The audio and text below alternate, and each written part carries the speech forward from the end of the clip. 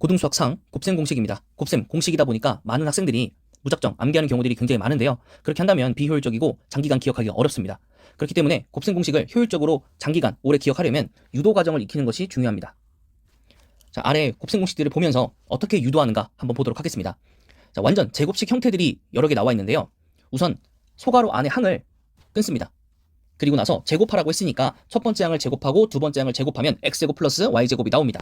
그리고 나서 첫 번째 항과 두 번째 항을 곱해주고요. 이때 첫 번째 항과 두 번째 항은 모두 다 플러스 항이었기 때문에 둘을 곱한다고 하더라도 플러스 항이 나오게 됩니다. 그리고 제곱이었기 때문에 두 배를 해주자. 이렇게 유도 과정을 이해하시면 되겠습니다. 그리고 이제부터는 적용을 하도록 하겠습니다. 항을 끊고요. 첫 번째 항 제곱, 두 번째 항 제곱. 그 다음 둘을 곱하면 첫 번째 항은 플러스였고 두 번째 항은 마이너스였기 때문에 이 두 항을 곱하면 마이너스 항이 나오게 되고 제곱했으니까 두 배 하자. 이렇게 유도하시면 되겠습니다. 자, 이번엔 x 플러스 x분의 1의 전체 제곱인 분수 형태인데요. 마찬가지입니다. 항을 끊고요. 첫 번째 항 제곱, 두 번째 항 제곱. 그 다음 분수 버전은 둘을 곱하면 역수관계이므로 두 수의 곱은 1이 되고요. 제곱이기 때문에 2를 곱하자 해서 2 곱하기 1로서 뒤에는 플러스 2만 남게 됩니다. 자, 그 다음 x 마이너스 x분의 1 전체 제곱도요. 마찬가지입니다. 첫 번째 항 제곱, 두 번째 항 제곱. 그 다음 이 둘을 곱하면 마이너스 1이 나옵니다. 거기에 제곱했으니까 두 배 하자 해서 마이너스 2 이렇게 유도하시면 됩니다. 자, 이제는 가로 안에 항이 두 개가 아니라 세 개입니다. 그때도 마찬가지로 항을 분리하고요. 첫 번째 항 제곱, 두 번째 항 제곱, 세 번째 항 제곱을 하신 다음에 이제 두 개씩 곱할 건데요. 첫 번째랑 두 번째랑 곱해주고요. 두 번째랑 세 번째, 그리고 세 번째랑 첫 번째를 공평하게 곱해주시면 됩니다. 그 다음 제곱을 했으니까 각각을 두 배 하는 것도 잊으시면 안 됩니다. 자, 이제는 완전 제곱식이 아니라 완전 세제곱식에 대해서 한번 알아보도록 하겠습니다. 이것은 첫 번째 우리가 배웠었던 완전 제곱식 기본형을 업그레이드 한다고 생각하시면 됩니다.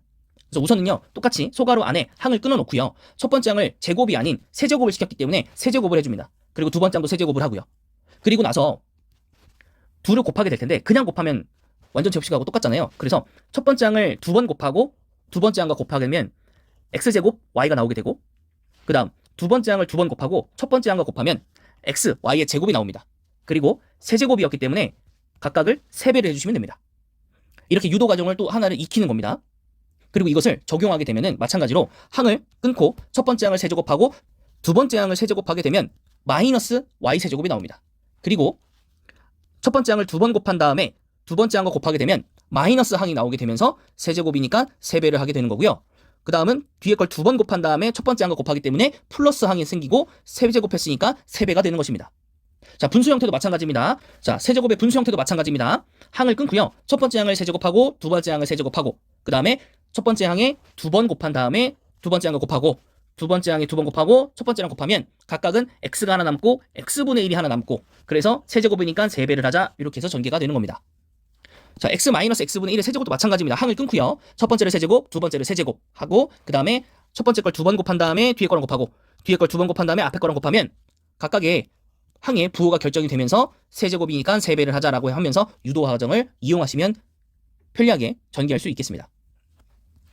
자, 요 유도 과정을 물 흐르듯이 할 수 있도록 여러분들이 충분히 연습하셔야 됩니다. 이해되셨죠? 자, 이제는 다른 공식들을 좀 보도록 하겠습니다. 자, 먼저 어떤 걸 보게 될 거냐면 x세제곱 플러스 y의 세제곱에 대한 인수분해 버전입니다. 그리고 x세제곱 마이너스 y세제곱의 인수분해 버전입니다. 자, 이것 또한 암기하는 방법을 좀 유도 과정을 좀 억지스럽게 이제 외우게 될 텐데요. 어떤 식으로 외울 거냐면 그냥 외우는 것보다 나으니까 세제곱들을 지워주면서 이 원형을 먼저 갖다 씁니다. 그리고 완전 제곱식하고 비슷하게 첫 번째 거 제곱하고 두 번째 거 제곱하고 그 다음 둘을 곱한 다음에 두 배가 아니라 부호를 바꿔서 쓰자 이렇게 말이죠. 그러면 옆에 있는 차도 마찬가지입니다. 세제곱을 싹 지우고 x-y를 갖다가 쓴 다음에 첫 번째 항을 제곱하고 두 번째 항도 제곱한 다음에 두 개의 항을 곱하면 마이너스인데 그것을 갖다 쓸 때는 부호를 바꿔서 쓰자. 이렇게 하시면 인수분해 버전 또한 손쉽게 유도할 수 있지 않을까 생각합니다.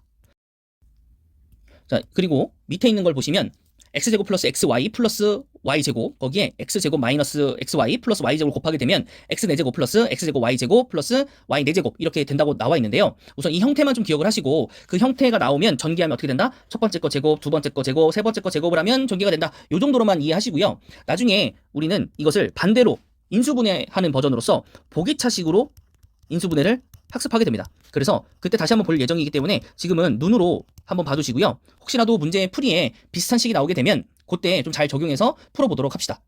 자, 그 밑에 있는 식은요, 세상에서 제일 긴 곱셈 공식이라고 저는 부르는데요. 이것 또한 지금 당장 외우기에는 너무 길고요. 그리고 쉽게 까먹습니다. 그래서 우리는 여러 번 자주 보게 될 겁니다. 그리고 나서 이것은 또 언제 사용되냐면 3차 방정식에서 사용하게 될 거기 때문에 우리는 그때 다시 한번 볼 예정입니다. 그래서 그때 다시 한번 언급을 할 테니까요. 지금 당장은 암기를 할 때는 유도 과정을 암기를 하고 그 다음 인수분해 버전 이 3차들에 대해서 먼저 이해해 주시고요.